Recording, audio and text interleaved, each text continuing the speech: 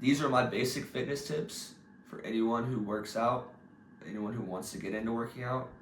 This is what I recommend after 5 years of experience and just learning how to eat right and train right and do everything.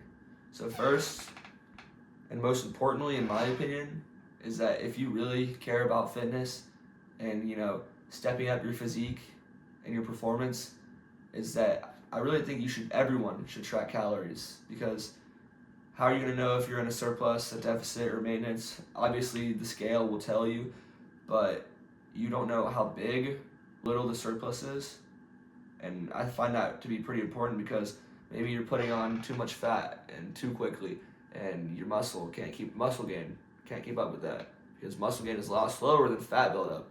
So you get fat on accident, or you're cutting too hard, and your cortisol is spiked because your blood glucose is low, and you feel like shit, and your gym performance is horrible because you don't know how many carbs you're eating, or you don't know if you're eating enough fats for your hormone balance, or if you don't know if you're eating enough protein. So here we go. Track calories: 0.8 to 1 gram of protein per pound of body weight. So I myself, 170 pounds, 169 pounds. I like to get around 120 to 150-ish grams of protein, because I like to make more room for carbs. Because carbs are way more important than you guys realize. Carbs fuel your performance, they fuel your day, and you need to learn that you need to eat so many more. I eat around 300, 350 a day, and let me tell you, I was just eating 1,800 a day. 1,800 calories, sorry, not carbs. And I was eating about 200 carbs, and I just bumped up to 2,400 calories, 300, 350 carbs, and mental clarity, so much better, performance, just day-to-day energy, everything's just way better. So my recommendation is to track calories and focus on carbs. Next, this is going to be about cardio. So at a base minimum, I recommend 10,000 steps a day. Cutting, bulking, maintaining, 10,000 steps a day. If you're bulking, or maintaining, you can just eat more food, unless you don't want to. But 10,000 steps a day, keep your cardiovascular system healthy, and it's just good to move. Helps digestion actually a lot. Digestion walks are really good. Personally, I get 10,000 a day, and I try to do an intense cardio about 3, 4, 5 times a week. I like to ride the bike for 30 minutes, go try to get 10 miles. I like to run twice a week, usually on after leg days, like a couple hours after, not right after, because that's crazy shit. That's my cardio recommendation. But everyone really should get 10, whether or not you do intense cardio or not, everyone should get 10,000 steps a day for sure. 15,000 if you're really balling. I don't do 15,000 though. Let's see. Tracking lifts. I think it's pretty, I don't do this yet, but I know how important it is, because progressive overload is how you gain all your muscle and make your progress consistently. Tracking your lifts is very important, because last week I did so this is just hypothetical. Last week I did tricep pushdown 67 for 8 reps. So this week I'm going to go 72.5 would be the next jump, I think.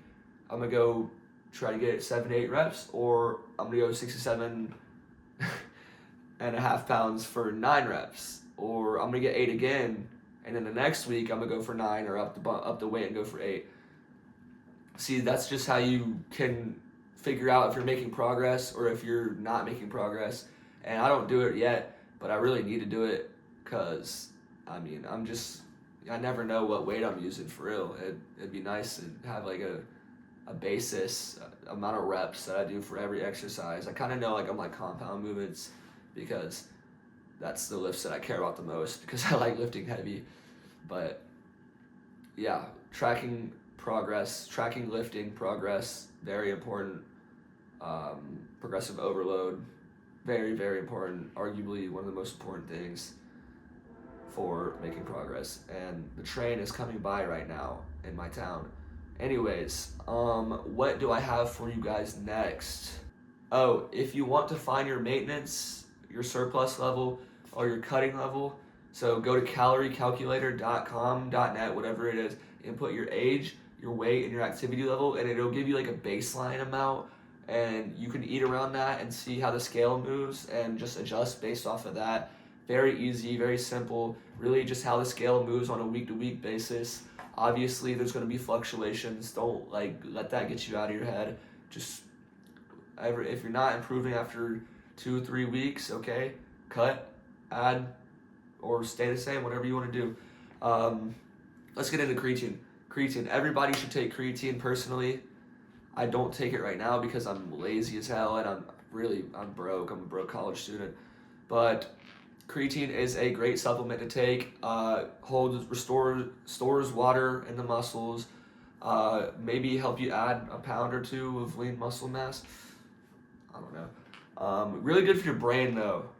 Cognitive effects, great benefits. Most research supplement on the market, if your parents say you shouldn't take creatine because, oh, your kidneys might fail or whatever, they have no clue what they're talking about, okay? Tell them to do any basic research at all. Everybody, even like all the smartest people will say creatine is completely safe, okay? Next, pre-workout. I myself take pre-workout. This is Huge Supplements Rex pre-workout. Lots of caffeine. Caffeine is literally proven to improve your workouts, but that doesn't mean you need to take it in an extremely high dose. I'm going to be honest. Just a couple, like 100, 200, improve your workouts a lot. Bucked Up is a good brand. Rise is a good brand. Huge Supplements, pretty good. Gorilla Mind is a good brand. Just all those like very popular ones that I'm sure everybody knows about. I like the C4 energy drinks too. I don't get their pre-workout because like there's so much better pre-workouts, but for energy drinks, C4 is really good. Can't lie. And other supplements that I take, vitamin D, low vitamin D directly correlates to lower testosterone. I take magnesium, magnesium glycinate. I don't have that now, but it's really good for your sleep. Take magnesium glycinate before you go to sleep. Lowers your resting heart rate. So your sleep will be better, recovery will be better. Fish oil, that's always a good one. Most people aren't getting those fats you get from fish oil, so that'll be good. That's probably about it, to be honest. So if you guys are looking to improve your fitness, tag along for the journey. Thanks for watching.